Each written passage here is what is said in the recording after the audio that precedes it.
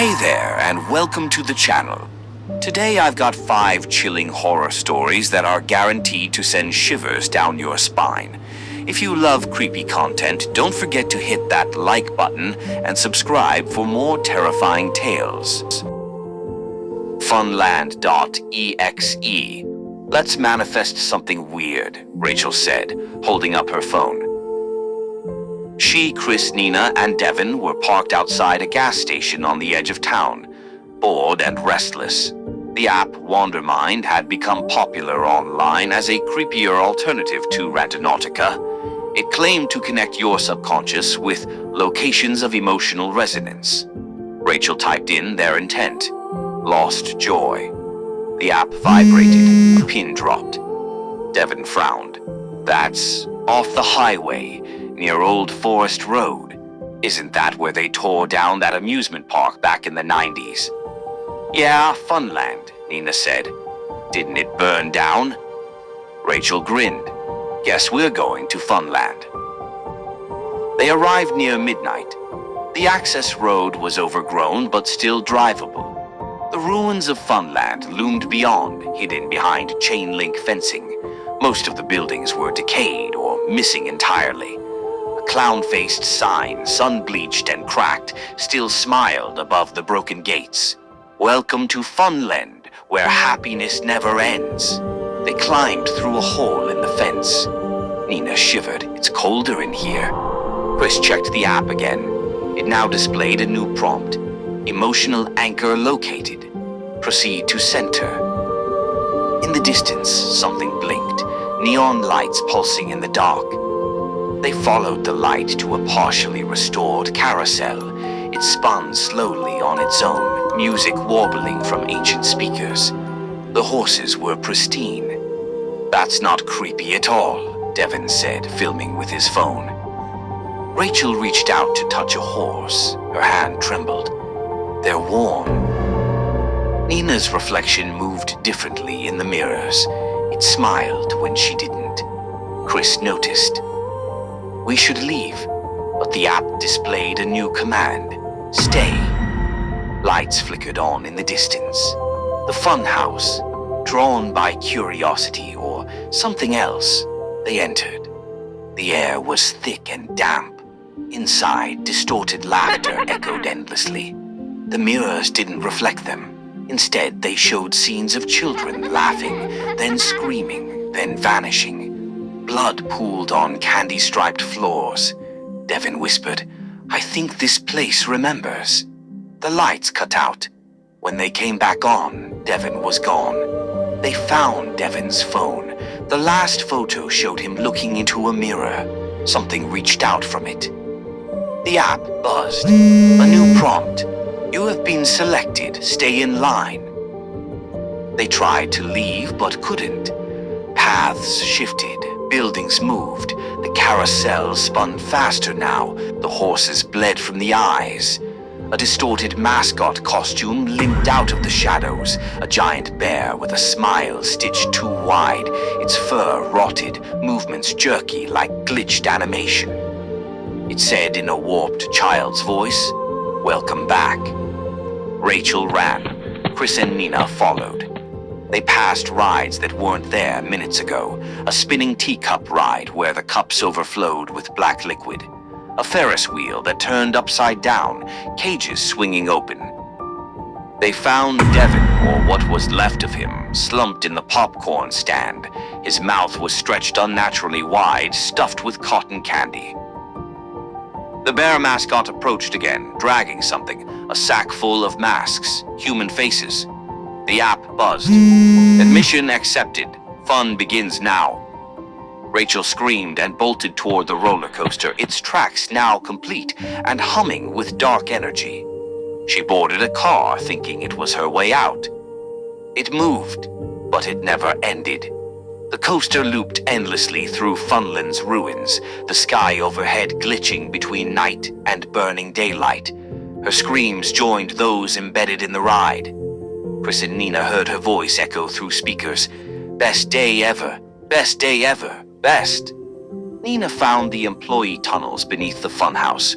Walls lined with child-sized shoes, forgotten dolls, and drawings of the bear mascot. She found a control room. Monitors displayed all of Funland from different times. In one, she saw them arriving. In another, she saw them dead. The bear appeared behind her. "Time to clock in," it rasped. Chris reached the gate, but it was gone. The fence had been replaced with another attraction, the Maze of Mirth. He entered. Mirrors showed him aging, dying, returning. In one, he saw himself smiling in the bear suit. In another, he watched Nina being stuffed into an arcade cabinet. In all of them, Funland stood eternal. Rachel, Chris, Nina, and Devin never came back. Weeks later, another group of teens opened Wondermind. They typed in, "Lost friends." The app blinked. A new message. "Intent found. Funland awaits." On the map, a single pin dropped where no road existed anymore. A clown face blinked. "Where happiness never ends." It walks like a man. 1. Arrival. Ben never believed in monsters. Not really, which is why it didn't take much convincing when Nate suggested a weekend getaway in an old cabin nestled deep in Virginia's Blue Ridge Mountains. No cell service, no internet, no neighbors. Just 5 friends, Ben, Nate, Katie, Jay, and Morgan, looking for a break from school and city noise. They arrived just before sunset. The sky blazed in streaks of orange and violet as they pulled up to the cabin. It was old, clearly hand-built, but sturdy. A porch wrapped around the structure, creaking as they unloaded their gear. Ben looked out at the dense trees that surrounded them. The forest seemed to press in from all sides. "You sure this place is safe?" he asked, half joking. Nate grinned. "Safe from humans, maybe. But out here, there's other stuff." "Like what?" Katie asked, unpacking her bag. "Oh, the not deer," Nate replied, deadpan. They laughed, but Nate went on. "About a creature that looked like a deer from far off, but moved wrong, thought wrong. A predator in disguise." Ben rolled his eyes, but he noticed Morgan go quiet. That night, they sat around the fire behind the cabin, the sky thick with stars. Laughter echoed through the trees until a sharp snap made them all go still. "What was that?" Ben asked. More cracking. Footsteps. "It's walking," Nate whispered, "but not like a deer." 2. Tracks. The next morning, Ben and Jay went to gather wood. Not far from the cabin, they found tracks. Hoofprints, but too big, too uneven. And in some places there were handprints. "Is this a joke?" Jay asked, kneeling. Ben didn't answer. Something about the spacing of the prints sent a cold chill through his spine. It had walked on 2 legs. Back at the cabin, the mood had shifted. They tried to brush it off, deciding to hike deeper into the forest. Half a mile in, Morgan stopped dead. In a clearing, a deer stood motionless, but its limbs were too long, its body wrong. It turned slowly, revealing eyes that faced forward like a predator. Then, in one sickening motion, it rose onto 2 legs. No one spoke, no one moved. Then it sprinted into the woods, silent and impossibly fast. 3. Mimicry. That night, they refused to go inside. The fire burned bright as they clung to each other in blankets. Just after midnight, Katie's voice called from the forest. "Guys, I'm lost. Where are you?" Katie, sitting with them, froze. "Help, please, I'm cold." It was her voice, but hollow. Wrong. Ben stood, his flashlight aimed at the trees. Then the voice laughed, like someone imitating laughter without understanding it. They ran inside, locked doors, closed windows. Still, the voice circled for hours. "Open up," it whispered through the door.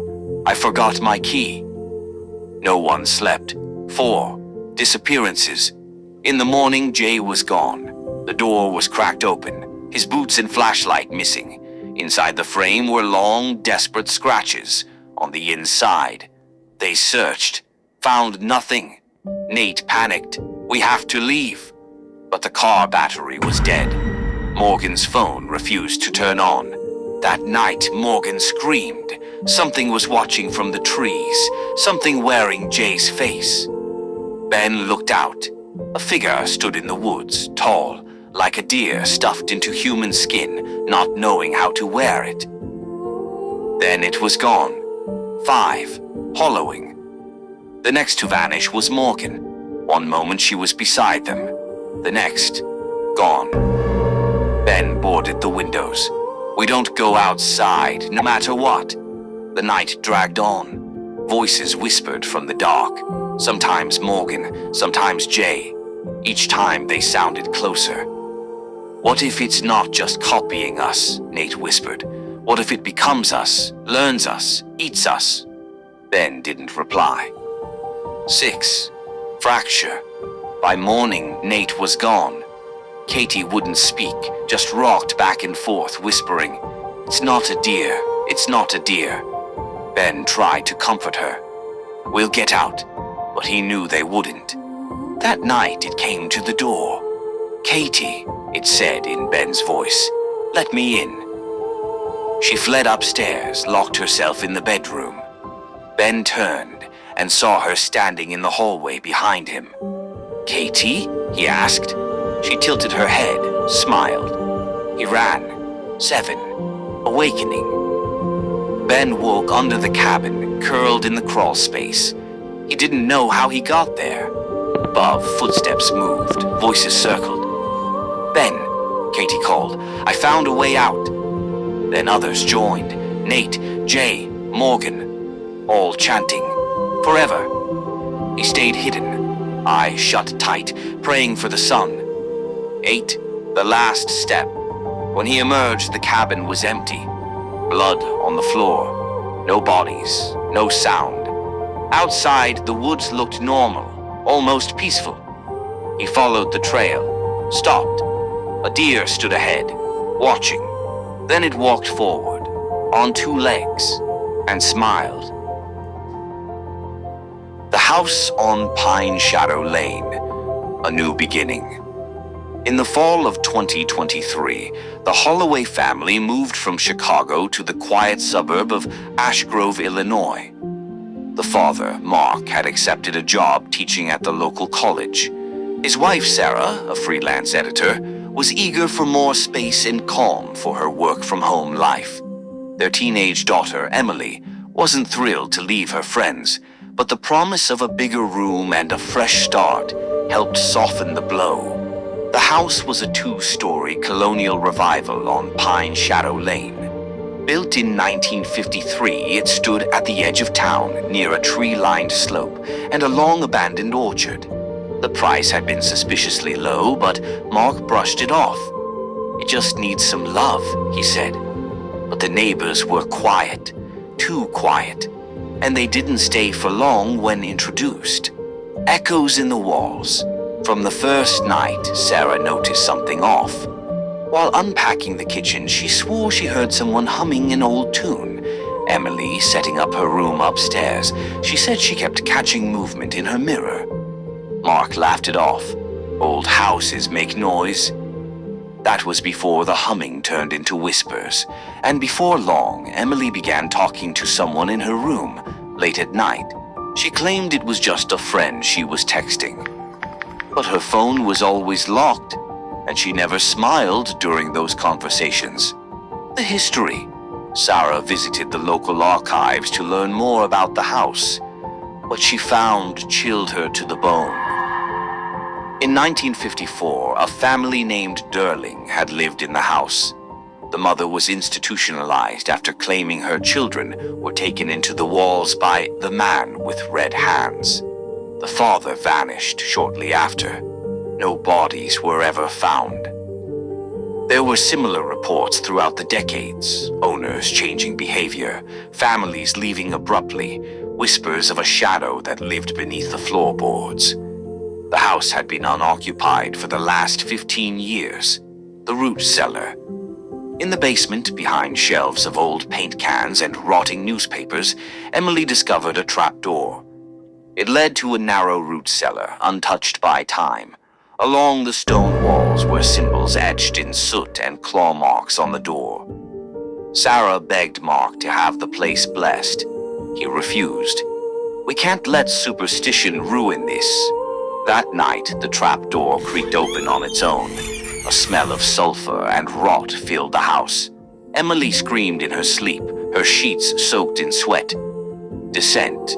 Mark began to change. He stopped going to work, sat in the dark, muttering to himself.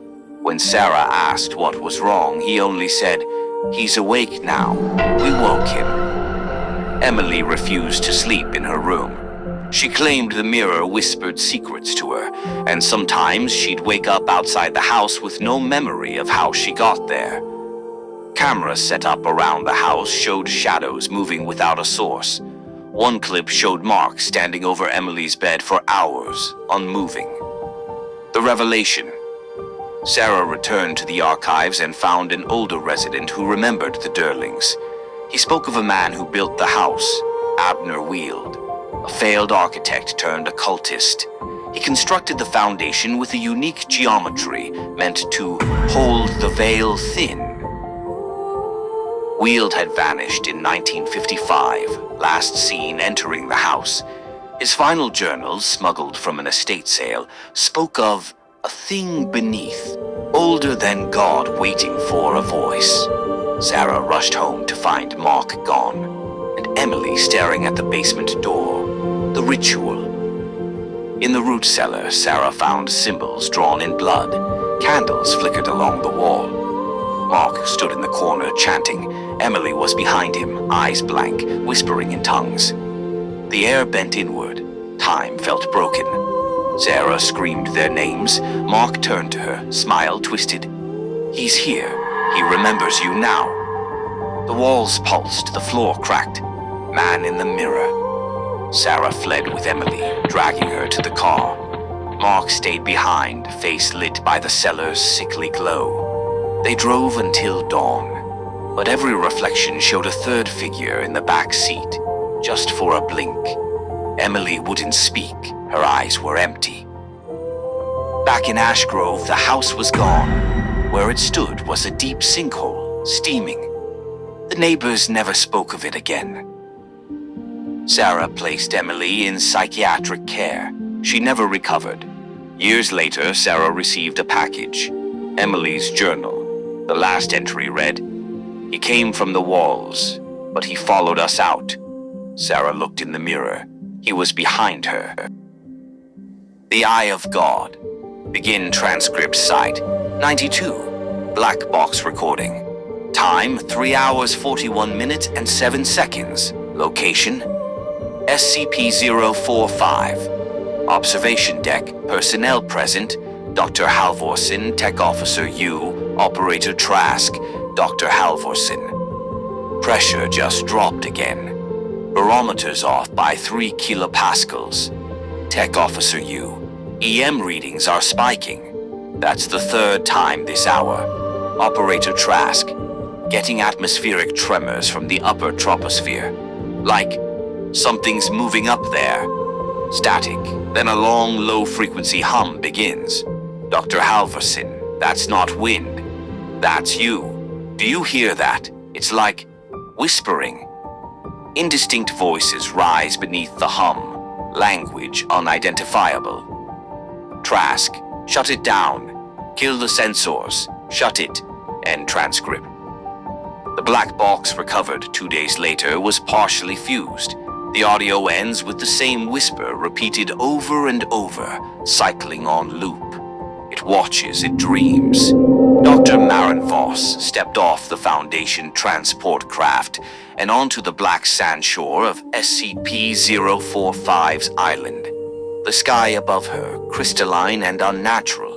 No clouds, no birds, no sound but the crunch of granules under her boots. She scanned the horizon. The island was small, barely 2 kilometers wide, yet it had consumed 12 people in under a week. "Why do they always send us to places that shouldn't exist?" muttered tech specialist Kim, slinging his gear over one shoulder. "It's what we're paid for," Field Commander Royce replied without turning. Junior researcher Arlo, bringing up the rear, crossed himself. The Bible said the sky would burn before the end. No one responded. The facility had fallen into disrepair. Cables melted, towers collapsed. The central observatory was cracked open like an egg. And there, 300 meters off the northern cliff, stood SCP-045, a massive metallic object hovering 3 meters above the ocean's surface, unmoving, humming softly. Shaped like a compressed torus, it shimmered with strange energy. As Marin stepped closer, her hair lifted despite the windless air. "Feel that?" Royce asked. "Static, like a thunderstorm caught in its throat." Arlo began to mumble scripture. Kim adjusted his scanner. "No magnetic north anymore. It's shifting every few seconds. Gravity's reading off by 0.9%. Nothing makes sense here." "It never did," Marin whispered. "Not since the last activation." SCP-045 had always been a mystery, a relic, an artifact, a god perhaps. But now it was stirring, and the sky above them no longer felt like theirs. The first night was silent. Too silent. No insects, no tide, no wind. Only the faint electric hum from SCP-045 and the occasional creak of shifting metal in the decaying facility. At 2 o'clock hours, Arlo awoke screaming. "They're singing under the water," he cried, scratching at his ears. "A choir of teeth and air." Kim sedated him. Royce posted a double watch. By dawn, Arlo was catatonic, eyes locked on the ceiling, lips whispering what sounded like reversed Latin. Marin reviewed the sensor logs. "Time is slipping. We logged 4 hours of footage in 1. This island isn't in sync with Earth anymore." Royce rubbed his temples. "It's drifting." "It's being pulled," she said, "by something bigger." Kim interrupted. "I picked up a subsonic pulse, low repetition, measured intervals. It's not random." Marin froze. "It's a heartbeat." That evening the clouds broke, not above them but far out to sea. A perfect circle opened in the atmosphere, revealing something massive coiled in the dark, a shadow with tendrils like vapor trails. Royce didn't sleep that night. Neither did Marin. The next day, Kim went missing. They found his recorder still running. Audio log Kim. Following a magnetic path down the old shaft, deeper than it should go. Lights are gone. I hear. Screeching static. Then a voice layered over Kim's own, repeating in perfect sync. "You are made of sky. Return to me." Marin and Royce descended after him. The shaft was impossible. From the surface, it had looked no deeper than 10 meters. But they descended over an hour, passing rusted ladders. Organic material fused into the walls, the temperature steadily increasing. At the bottom was a cavern, circular, lined with mirrors fused to flesh. In the center, floating inches above a pedestal, was a sphere of gas swirling around a core of light, an embryo made of atmosphere. Kim stood beside it, face slack, eyes glowing white. "He's breathing it," Marin whispered. Royce aimed his gun. "Back away." Kim turned to them, smiled. "I can see the eye. It never closed, only blinked." He stepped into the sphere. There was a flash, and Kim was gone. Only a scorch mark and a rising column of heat remained. Arlo was gone when they returned. No struggle. Only his journal left behind, filled with diagrams of planetary alignments and ancient Mesopotamian symbols. Marin read one aloud. "The eye in the sky dreams the breath of the world. If it wakes, it must inhale. Royce stared at SCP-045. If that thing inhales, what happens to us? They initiated emergency shutdown procedures, but SCP-045 pulsed once, louder than thunder. Every screen in the base displayed the same image, the Earth, stripped of atmosphere, floating dead in space. Marin fell to her knees. It's a prototype, a conversion engine. It was never meant to exist on this world. Royce whispered, "Then why is it here?" Marin looked up, trembling. To terraform, for something else. The sky rippled at noon. Clouds spun into a spiral above the island. Lightning flashed sideways. Gravity wavered. Objects floated for seconds, then crashed. Marin made the last transmission to Foundation Command. Emergency broadcast, Dr. Voss. "We've lost Kim. Arlo is missing. Royce is unstable. SCP-045 has activated. It's pulling in the sky, oxygen levels dropping. I think it's trying to breathe. Please contain this island. Seal the ocean, seal the sky. Do not let it inhale." Static. She turned to Royce. "We destroy the core. We end this." Royce didn't respond. He was gazing at the sky, mouth slack, tears running down his cheeks. "It's awake. I saw it blink." He stepped off the cliff, falling silently into the ocean. Marin screamed. She entered the shaft alone, carrying an EMP rig strapped to her chest. The embryo core swelled and pulsed as if expecting her. Voices whispered around her, fragments of all who had died. "Join us. The sky is not yours. You were never meant to last." She triggered the device. The core shattered in a burst of white light. The scream that followed wasn't sound. It was a global pressure change. Every lung on Earth felt it. Foundation drone recording 2 weeks later. SCP-045's island is gone. The ocean has receded, revealing a massive crater shaped like an eye. The sky above remains wrong. No stars where there should be stars. A constellation now forms the shape of a pupil. Recovered footage from Marin's body cam ends with her face lit by pulsing light, eyes locked on the sky. "It's looking at us now," she whispers. "It doesn't like what it sees." End file. Final note. Global atmospheric anomalies continue. Clouds resist formation. Oxygen thinning detected across the equator. The eye is open, and it is breathing. The depth below. July 3rd, 1998. The air shimmered over Oak Ridge, Nevada like a mirage. The heat was unrelenting, the kind that melted popsicles in seconds and glued clothes to skin. In the center of town, behind a tall chain-link fence topped with barbed wire, the Oak Ridge Community Pool bustled with life. It was the only public pool for 50 miles. Kids screamed, splashed, laughed. Teenagers flirted. Parents looked on from lounge chairs, nursing plastic cups of soda and lukewarm coffee. Jordan Hayes, 18, was a senior lifeguard. Tall, tan, a local football star. His whistle was a badge of honor. He sat high in the lifeguard chair, scanning the pool with practiced boredom. That changed at 3:43 p.m. Witnesses say they saw a child flailing in the deep end. Jordan blew his whistle, dove in, but when the water calmed, there was nothing. No child. No Jordan. A few kids screamed. One boy, Dylan Harper, swore he saw something huge, like a whale, but with teeth, just under the surface.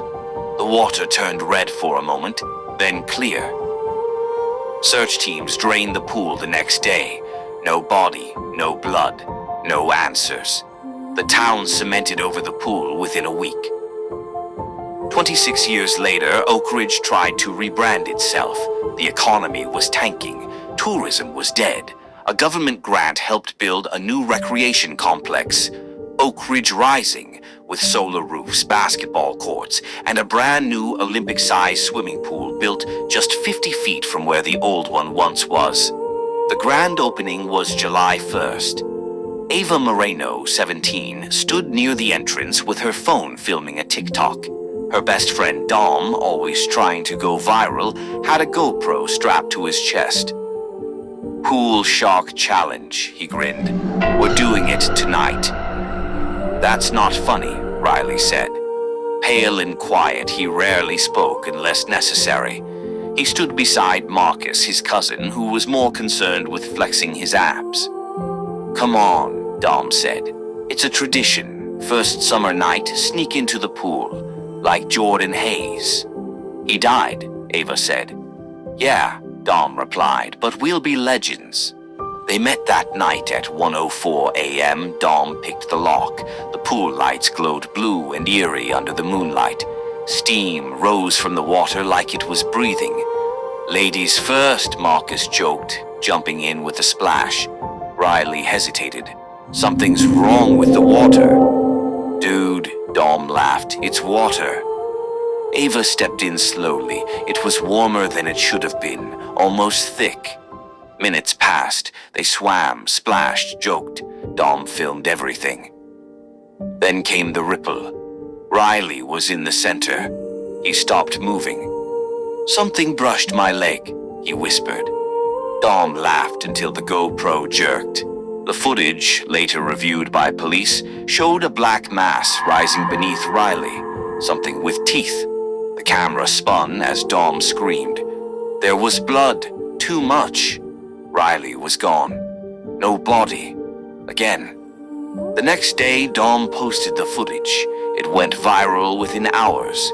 Conspiracy theorists, digital debunkers, and shark enthusiasts weighed in. AI fake. Just a shadow.